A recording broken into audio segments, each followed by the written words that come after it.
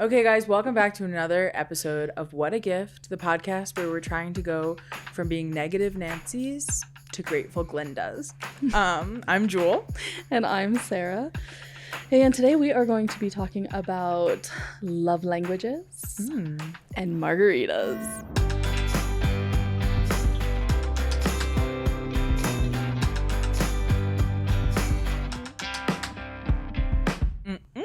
Okay, love. Some would say, what's the difference? Yeah, somewhat. But first, how are you? What's new? What is new? Oh, I found this Yes, you're looking very sporty. jersey shirt situation in my basement recently, and it brought me back to when I purchased it, which was at a Nuggets playoff game last year. It was electric. Me and my friend bought tickets like hours before the game started. We were just watching the prices go down and down, and we were like, let's do it. Cool. So we showed up, went to a game. It was electric. It was so fun. We won in overtime. Wow. And the Nuggets are hockey. Okay, great guess, because this does look like a hockey jersey, but Nuggets are basketball. Oh. That was my so next guess. Yeah. Based on now that I am now seeing a basketball on your shirt. So either way, it looks great on you. Thank you so much. So yeah, feeling good. Nice. Yeah. It's fun to do spontaneous things. It really is. Yeah. Especially I think with sports games and concerts, that kind of last minute snag, it can be huge for the tickets. Mm-hmm. Totally. Yeah. What about you? How are you? I'm doing great. I watched a movie that has it's still kind of bouncing around in my head. It's like it's new-ish, I guess, like Materialists. Have you heard of it? I did hear of it. I didn't see it. Yeah, it's like Dakota Johnson, Pedro Pascal, Chris Evans. I guess I shouldn't spoil it. It's like new enough. I shouldn't spoil it. But I basically, If we didn't see it by now, it's a classic tale of like the poor underdog boyfriend versus the shiny rich sweep you off your feet boyfriend kind of vibes. And like I felt really conflicted watching it because like obviously we've been raised to go for true love and go for the underdog, but like in the movie, like I felt like the true love underdog guy, I was like, okay, well he should get his life together though, you know what I mean? Like they were kind of romanticizing the fact that he was like a bit washed up, you know, like, and I was like, I know that this is meant to be romantic, but also like, what are we teaching our Grow girls? up. What are Yeah, we? seriously. Like maybe it's okay to like shower. yeah, like anyway. Get so a job. I don't know, like gifties, if you've seen it, please DM, because I really don't know what to think of it. I know I'm like, obviously I believe in true love. There's one thing that's true about me. It's that I believe in true love. Shout out Chris. But it's like, it's also okay to be like, hey, maybe you should get a job. So so that was sort of I don't know, I've just been you know what, I'm leaning into traditional gender roles. I'm like does he want to provide and protect? I feel like that's the question to ask for sure. So gifties, if you've seen it, I'd actually be interested to know what people sound think, off because in comments, DMs. it left me a bit miffed, to say the least. So do you like movies like that like you don't know how to feel at the end? I feel like some people love that they're like, they left it up to me, like Inception and stuff, and sometimes I'm like, just tell me exactly what to think. Okay, usually I do, but I like it when it's clear, the director and the writer intended for the ending to be ambiguous. I like that. I don't like when they're trying to make me feel something and I'm like, I don't know if I agree, you know what I mean? Does that make sense? So like with this one, I'm like, I know exactly what they wanted me to feel at the end, and I'm like, I don't know if I feel it. Whereas with Inception, I think it was meant to be like open-ended. So which I love. But so great. Well, I think we should unwrap some gifts. Okay, I'm excited. All right, you want to unwrap first? You want me to go? Yeah, I can go. You want to go first? Okay, Jule, what are you unwrapping this week? Okay, this week I'm unwrapping love languages. Are you familiar? Who isn't? I'm nodding very big for the listeners. Yeah, I feel like, I don't know, I feel like it's a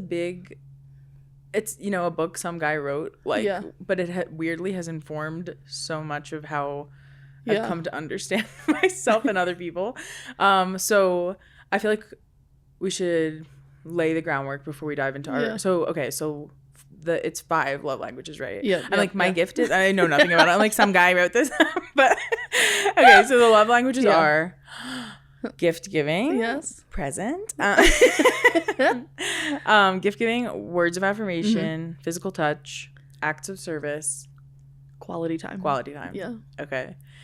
And yeah, I feel like I like enjoy any kind of like what are you type quiz, but I actually feel like learning about these has informed like how I approach myself, relationships. Yeah. So I was gonna ask because I think sometimes people take a personality test and they're like, don't put me in a box, don't do it. I'm seriously more than this.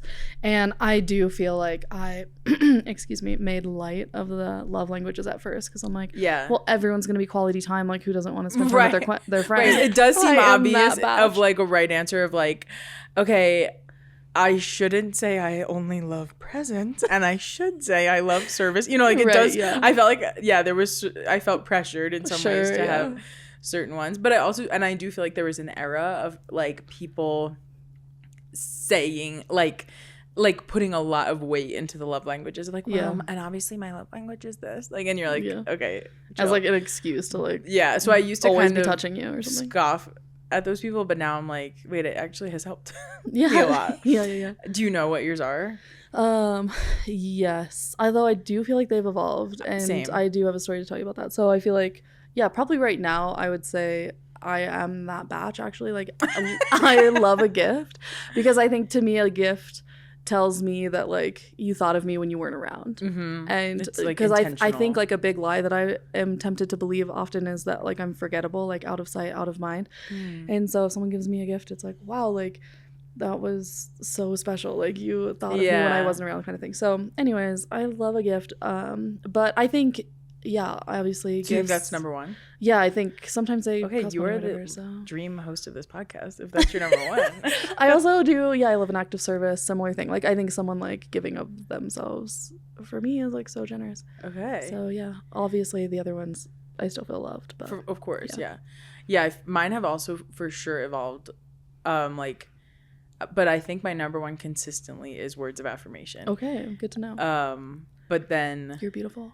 Thank you, noted. But I think I feel like let's talk about how they've evolved. So like for me, the first time I took the quiz, that whatever quiz it was floating around, I got a 0 for acts of service. Okay, wow. And I think especially, well, first of all, I hate doing chores, so sue me. But also I like don't feel that loved by acts of service because I think a big theme like that I've been like battling in my life is like feeling like a burden, like so like while someone might feel really loved if like, oh, like my roommate cleaned this thing up for me or so and so drove me to the airport, like for me I'm like, I'm a burden, like, I'm so sorry, now I owe them. I'm like constantly apologizing and that kind of thing. So that started out as like a 0. Okay. But I feel like over time it has become a non-0. It's still pretty low for me, but I think I've learned to like receive, to let someone serve me as an act of love, and then to also occasionally, do someone a favor. And then I think like physical touch. My family was not touchy-feely at all, and so that started out really low. But like I love like giving someone a back scratch or a hug or a tap, like just kind of like that reaching out and showing someone like I'm here, I'm next to you, and receiving that too. Like, so we're holding hands. So I think like those two have grown from kind of almost nothing to like now. And now I feel like I kind of have like a like they're all on the board, I would say, for me. But I just love like a little note or someone affirming who you are, like not your gifts, not like your material, like external things, but someone actually saying like, I saw this thing you did and it was amazing in this way. Or, like it just, there's something about words of affirmation where you feel like so seen. So that's my top. Totally. For sure. How have yours evolved? Okay. again, similar but different. Jule, I had a 0 as well, but it was physical touch. Oh, physical touch. Whoa. When I first took it, and I used to like like at the sign of peace at mass, for instance, I used to be like Howie Mandel. I would like dodge. Oh my god, dodge hugs from people. Like I'd be like, high five is where I as far as I go. And when you become a focused missionary, you're put on a team of other people, and often you would live with like your female teammates.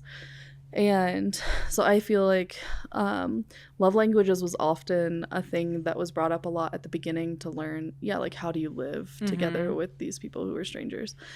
And so anyways, I think the journey that I went on with physical touch specifically was I realized honestly through prayer and like some of my teammates expressing like why don't you ever let me hug you, or like I'm just trying to like love you because I love giving hugs kind of thing, and I'm like, well, I don't like getting them, so like if like why do I have to bow to you, why can't you meet me where I am kind of thing. But anyways, I think through like reflection and prayer I really like came to understand that I did not want someone to put their arms around me because I was convinced that all that they would think about was like how big I am.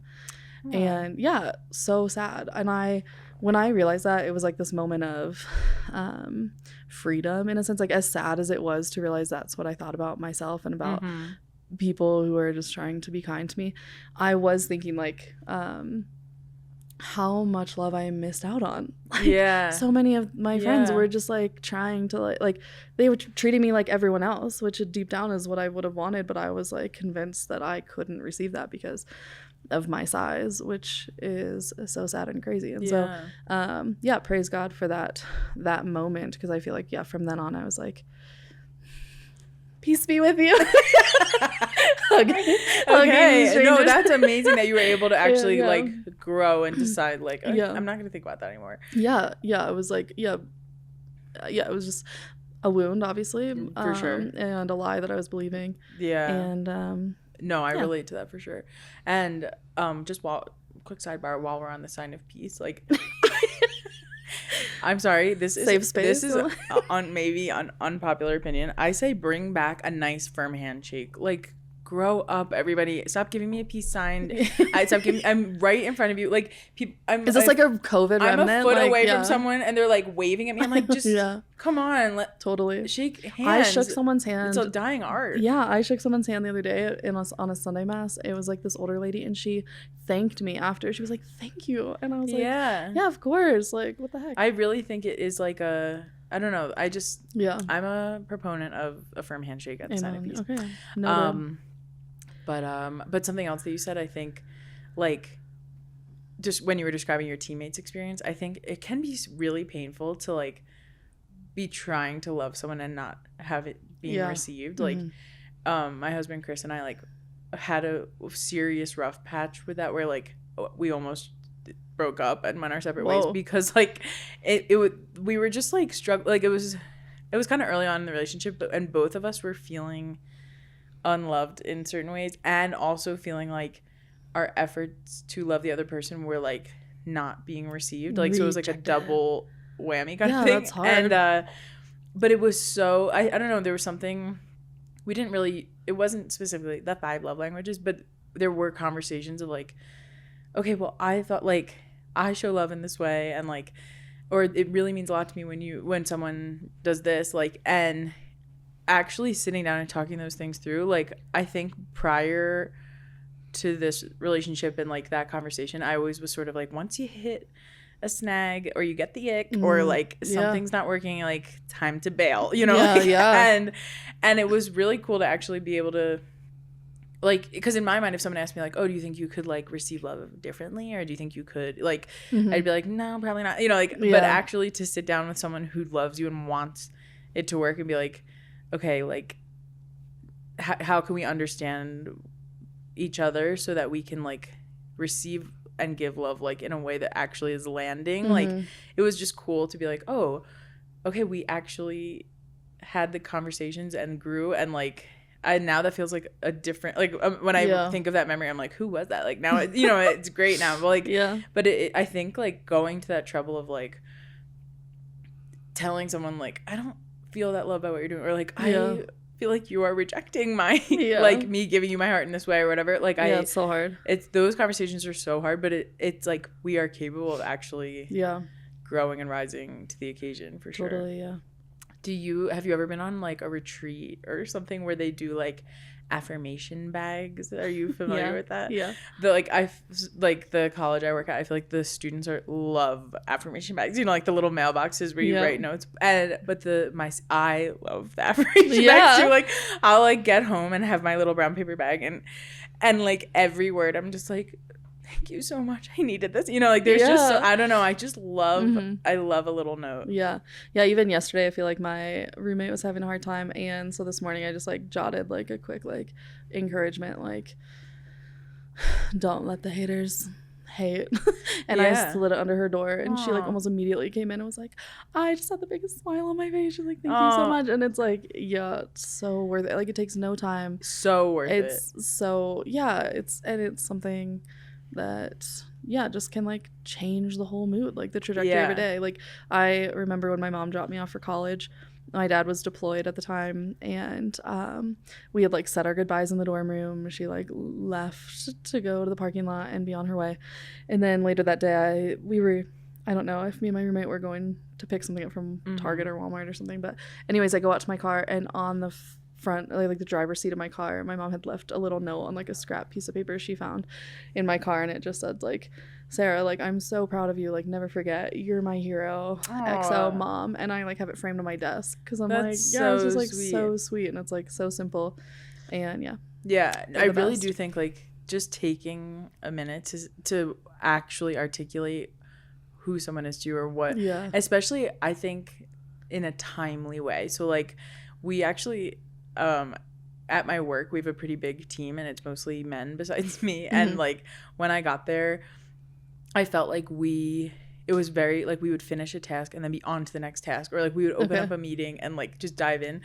And one day for like we had a like professional development like thing, and I talked about like the art of affirmation, because like it really like people would be putting their heart and soul into like an event or a project, like, and we would just like blow past it, you know, like and like suddenly like we almost like had a workplace challenge kind of like, okay, can I give a timely affirmation this week to a coworker of like something I'm seeing or whatever? And like, I mean, I'm not gonna say I revolutionized my workplace, but the culture changed for the better, like because like even it made us start looking for things to affirm, like like, and I feel like that's such a good way to walk around too, is like even deciding at the beginning of the week, I want to write a note to somebody, like, so I'm gonna look for somewhere where that's needed or something to affirm. Like I feel like it gives like a positive lens on your interactions, because you're looking for like the goodness kind of. That's awesome. I was just thinking that would be an awesome thing to like add during like Advent or Lent or something, of like a or like, I don't know, one of my friends is about to turn 30, and she's like, what are like life-changing things I can do like the last like month before I turn 30? And it was like, you could write like an affirmation a day to someone, you know, or, and it has to be a different person every day or something, like it could be really cool little personal challenge to go outside of yourself, or like even learning the love languages of the people you spend a lot of time with, like your coworkers or your family members even.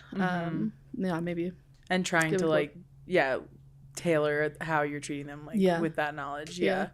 And I think like, so when I got married, a lot of people helped out and pitched in different ways, and like we're so, you know, like my aunt did my flowers, and someone else, like my cousins and uncles did the music, and you know, like there was all these different like just kindnesses by people that helped make the wedding amazing. And so I like just wrote like a ton of notes like to everybody that I gave at the rehearsal dinner. And like this is I feel like a sad story, but one of the people who helped out so much with the wedding was my friend David. And like I just wrote him a card being like, you are the most amazing, generous friend, like, you know, and just thanked him specifically for everything and told him what he means to me. Like, and like gave it to him at the rehearsal dinner, and we like hugged. He's like, I can't believe you're getting married, you know. And it's so sad, like, you know, like David passed away like very soon after that, and like I'm like, oh my gosh, I'm so glad I wrote that note, like, and that I told him what he means to me. And like now it's suddenly the call to action is like, quick, write a note to everybody you don't, you know, like, and like that, maybe that's like sounds bleak, but there is something to just like, if someone means something to you, or if you think someone's amazing, like why not put it out there, you know? Like I think like, what do you have to lose? And it could totally like get, I don't know, just I don't think you would ever regret like showing that to someone or sending that to someone. So love languages, I think we've scientifically now proven it is a gift. Seriously. And I gotta work on my acts of service. Like my husband, he is an acts of service person, like, and I feel like I like, and like, hello, acts of service, it's trash night, like like I feel like I almost like let him serve too much, and I'm like, okay girl, you need to start pitching in, like so that is one I still think I could get, you know, a little higher on the board, but it's okay, you have a lifetime to practice. So all right, love languages are a gift. And Sarah, what are you unwrapping this week? I'm unwrapping the sweet gift of margaritas. Hell yes. Yeah. Okay. I love a margarita, first of all. Is that your like signature drink? You know what? For sure. I think just tequila in general, but specifically margaritas. There's just something fun about them. Like it just gets people in a great mood.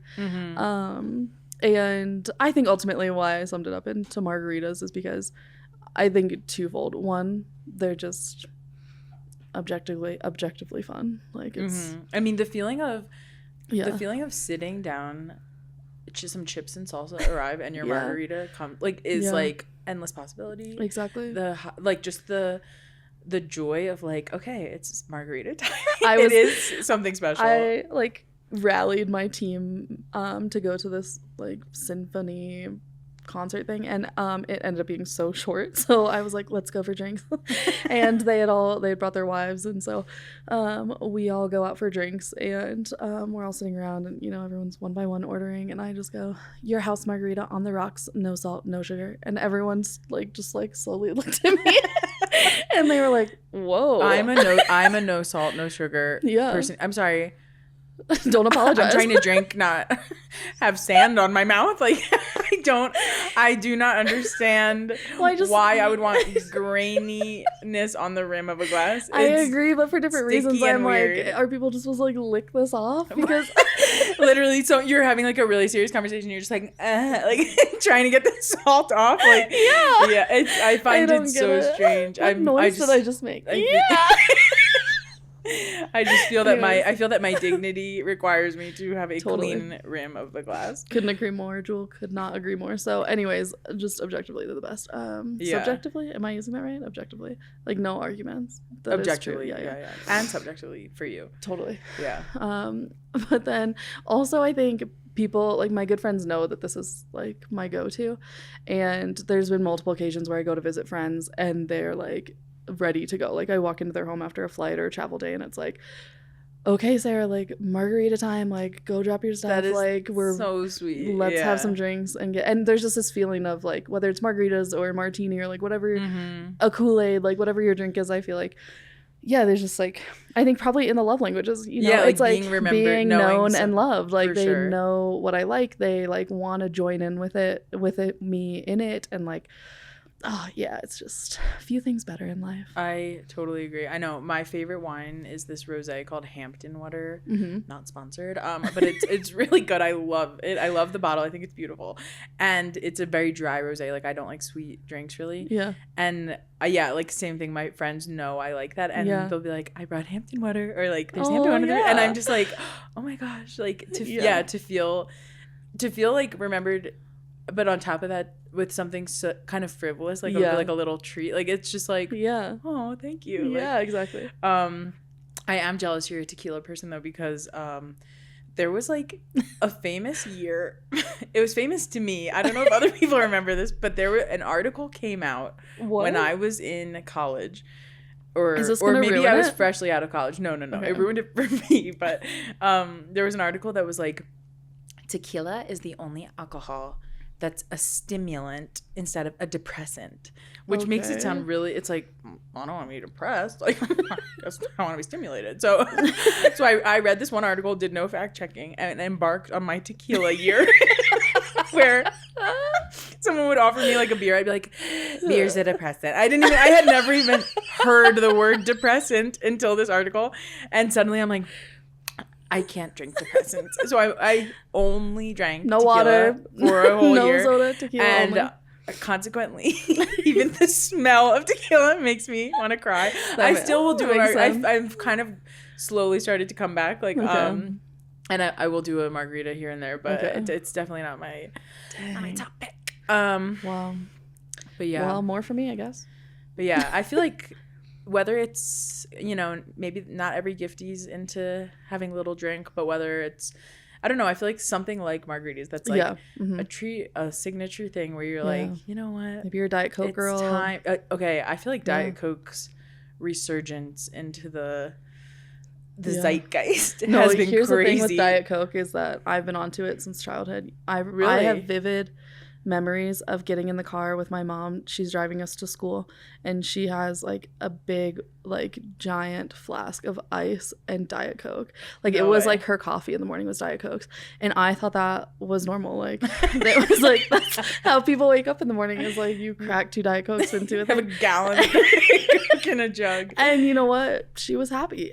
Yeah. And she got us where we needed to be safely and soundly, and she went on with her day. Like my mom invented being a Diet Coke girl. 100%. She's the OG. I love that. I mean, the rebrand needs to be studied, because I felt like when I was a kid, it was like my mom was obsessed with the word aspartame. She was like, any kind of fake sweetener, she's like, you can't have fake sweeteners, they're really bad. You know, like, and now suddenly I'm like, I guess that has been debunked. Oh, and speaking of being debunked, I forgot to add the last detail.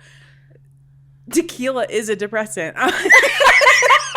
That article was, if you go on like Snopes.com or something and ask is tequila the only alcohol that's a stimulant, like it's like no. There was a whole like GQ had an article that was like the lie about like tequila. So like I based a whole year of my life on like, okay, stimulant time, like, and yeah, it was all wrong. So just want to make sure that here at What a Gift, we want to make sure that we never spread misinformation. So just so you know, totally. And we also don't endorse a whole year of like and drinking in general, a tequila year. Don't do it. Should not be on anyone's to-dos. Yeah. Great. All right. Well, what a conversation. Oh, what a conversation indeed. Love languages and margaritas. Yeah. Yeah.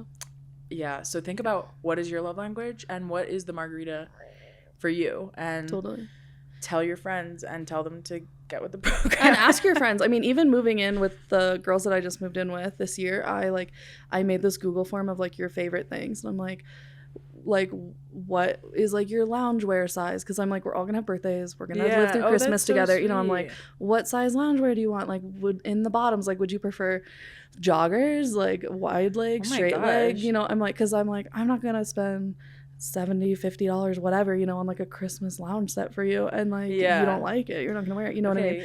Send me the form. Yeah. And I'm like, what colors is it? What's your favorite snack? If you had a bad day, what cheers you up? Like, what's your favorite candy? What's your favorite snack? What's your favorite show? Like, who are the 5 closest people to you? So like, if I ever wanted to do a surprise thing for them, like I would know who to contact. You know what I mean? And it's just, it doesn't take that much time. Yeah. And then now you know so many things about them, and you can love them well. Yeah, that's a great idea. Yeah, that's very thoughtful. I should try that. Well, all right. This has been quite a gift. It was fun unwrapping with you. You know what? It's not even over, Jule, because you know why? Why? We're going to play White Elephant. Okay, yay. Our favorite closing segment. Well, actually, I don't know if it is your favorite, but it is quickly becoming my favorite. Top 3. Okay, so just a reminder, White Elephant is our segment Top 3, I just got that. We only have 3 closing segments. So White Elephant is our segment where we go through a few items, whether it's pop culture, daily life, objects and phenomenons, and we give our rapid fire, except our answers so far have not been very rapid fire with this segment, and we say whether we want to receive it, return it, or regift it. So, yes, exactly. And those are pretty self-explanatory. Regifting it just means like not for me, but maybe for someone. Sure. Okay. Should I man the jar? Up to you. Yeah, I think it goes better when you do it. Okay. No, I disagree. Oh. But I'm happy to. Okay. Let's get a couple. Okay. All right. It's time for White Elephant. I'm locked down. Okay, Sarah. Number 1. Green text messages. Oh no. I reject them completely. Return them, if you will. Dad, listen up. You need to get an iPhone immediately. Oh my gosh. This is honestly, like, green text messages is one of the meanest things that has ever been done by a brand. Here's the thing with my dad. They don't have to be green. Yeah. They could make them blue, and they could, like, that's true. Apple, Here's the thing is that my dad specifically, my siblings have gotten so mad because it seems like every time he group texts us, it's a different group text. And my dad, like, we get so frustrated. And one time my brother snapped, or my sister, someone snapped at my dad, was like, why do you create like a new one every time? And he's like, I don't. I'm always texting the same one. I don't think it's your dad's fault. I think it's the evil corporation. I know. And then it just randomly will make a new group. Oh my gosh. Won't text into the same thread. Your poor dad is being bullied. Like, 100%. Yeah. But you know what? Self-inflicted. We've asked him time and time again. Yeah. Yeah, Anyways, what about you? I mean, I have to receive them because people in my life have green text, but I would like to make a call to Apple to be nice and let everyone have blue text. It's so mean. Okay. Grapes with seeds. I'll receive it. I feel like it's a minor inconvenience. Okay. Well, okay. Have you ever had a Concord grape? Yeah. Okay. I just had a Concord grape for the first time last year, and my whole life I've been like, why is grape flavoring? Why does it taste nothing like grapes? Because I always just had like green or red grapes. I taste a Concord grape. There it is. I taste exactly like grape. I was like, okay, actually, the people who came up with grape flavoring are geniuses. They were exactly right. So I will put up with seeds for a Concord grape for sure. I receive. Yeah. Okay. Next up, home renovation shows. I receive. Okay. Yeah. Were you part of the like move that bus era of TV? 100%. There was one that was built in my neighborhood. No way. Yeah, I didn't go volunteer. Well? I was in college, but excellent question. I don't know. But some of my friends that were still in high school went and like were part of like Extreme Home Makeover band of merry volunteers who hammered away. I'm not sure. Are there any current home makeover shows you like? I dabble in the Magnolia Empire every now and then. and yeah, I was also like, my family was big in Trading Spaces. Oh, okay, I was just about to say Trading Spaces. Evil. I lived for the episodes where someone would like take a normal looking house and be like, yeah, I guess this room we're going to paint entirely neon pink and neon green. And then we're going to carpet this wall. Yes. And the couple comes back and like there's just devastation on their face. Yep. That show 100%. Went There was like crazy. Always like 2 designers you knew, like if you got them, you're screwed. Right. You're like, get ready for your like mossy rug or whatever. Yeah. Okay, and finally our last white elephant gift, Owala water bottles. Receive gladly. I'm part of the cult. Yeah. I too have an Owala. I'm obsessed with like cleaning my water bottle really thoroughly, and I feel like my little rubber thing like has like crevices that it molds so quick. That's the downfall. Yeah, that is a downfall. That was not a very controversial round of white elephant. We really received a lot, but yeah, that's what life is about, receiving the gift. Okay. This has been another amazing episode of What a Gift. It has. Gifties, you know where to find us. Make sure that you rate, review, subscribe, follow the show, give us a good review. And Sarah, where can people find you? People can find me on Instagram, Jule, at Sarra. What about you? And I'm on Instagram at Copacabana. The O is a 0. And you can always find all this in the show notes, etc. And we love you guys. Don't forget, life is a gift, so receive it.